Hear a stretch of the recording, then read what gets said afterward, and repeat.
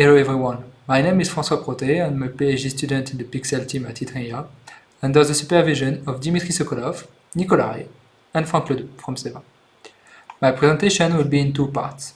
First, I will present a voxelization algorithm to obtain hexahedral meshes inspired by the Marching cube algorithm. And then, we will follow on a work in progress, which is to use it to extract hexahedra from parametrization which are relaxed on the boundary. So, in the first part, we start with a domain like this duck. We establish a grid, and we try to study only the point of this grid. We look for a mesh where, if a point is inside the duck, then it is inside the mesh, and vice versa.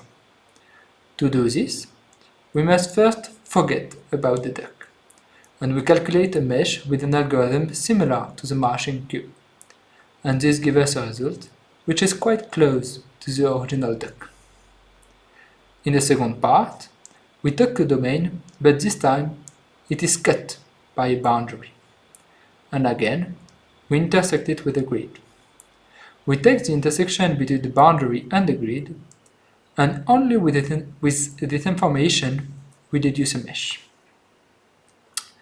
Let us start with the Marching X algorithm.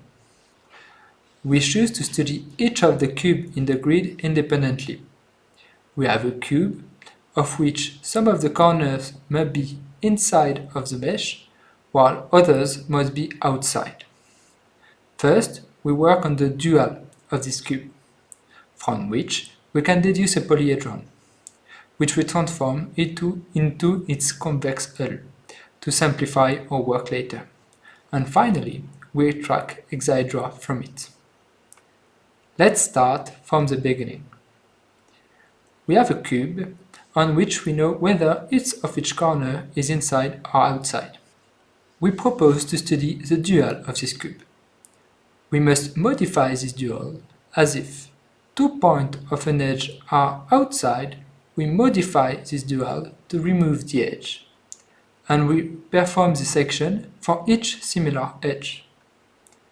From this updated dual, we calculate a polyhedron by inserting a face when the vertices are removed.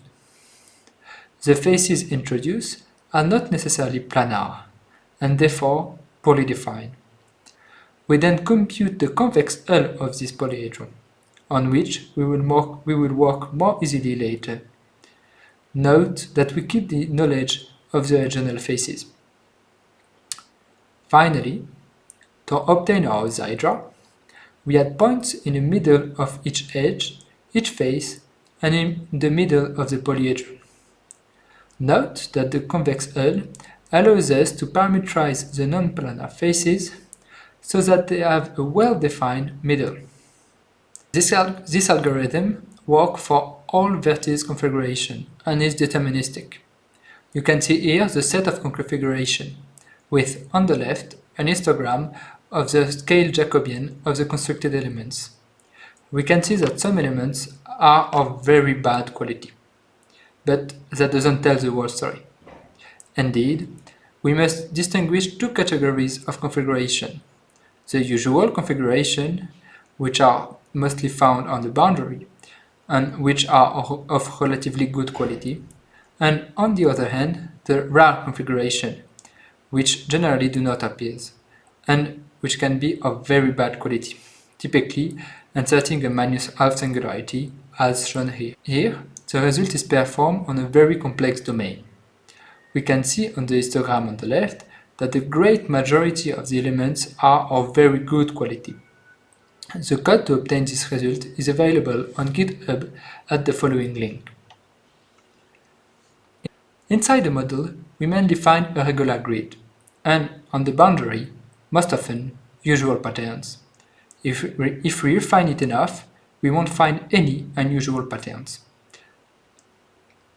Here are the results obtained on different models out of the box with our code. Compared to usual algorithms of the same type, like octree, our code has the advantage of being very simple and therefore easy to maintain.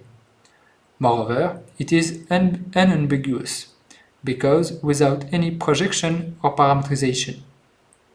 while remaining without exhaustive enumeration of configuration as in usual machine cube algorithm.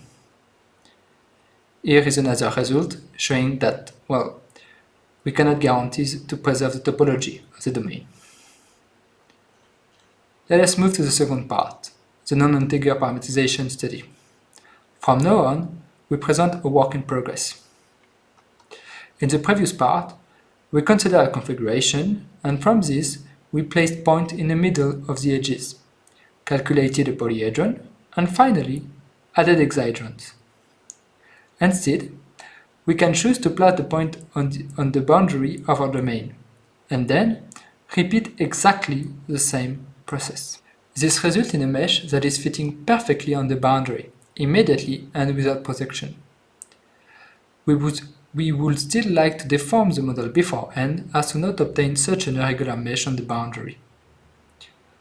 More than that, in certain situations, it is difficult to calculate good parametrization. For example, on this model, when we try to make a polycube, we will often crush a part, which will degenerate a part of the mesh, and this can spread to other parts of the mesh, which is very problematic. Therefore, we propose not to perform the deformation completely, and then to use our algorithm to obtain a mesh, which may be locally bad, but remain of good quality, far from problematic places, and is still being full X. All of this work is work in progress, and there's still a challenge ahead. If we study the inside of the model, we can see that we are introducing elements which are very close to triangles. In fact, the algorithm behaves very badly when the grid points are very close to the boundary, as you can see in this example where we introduce triangles. Standard parametrization, the trade-off would be to shift all the points to 1.5 from the boundary, as in the left. But unfortunately, this breaks all the hard edges. Actually, it's like taking the dual of the initial grid, as we can see when we overlay both grids. We hope to find soon a trade-off that would give the best of both worlds. Finally, to show results on a slightly more complex model. On this model, there is some very complicated hard edges, but we can relax the parameterization while still being able to obtain a full X mesh. It should be noted that our method is absolutely not a substitute for methods such as XX, which is able to handle very complicated singularities. But we hope to be able to complement this method with our approach on the boundary. To conclude, on the first part of the presentation, I invite you to try our algorithm on the following link. Originally, we are not familiar with this method, so if you have any insight, we are very interested. In the second part, even if there are still some challenges, we saw that our approach allows very promising results on parametrization, which are relaxed on the boundary. Thank you for your attention.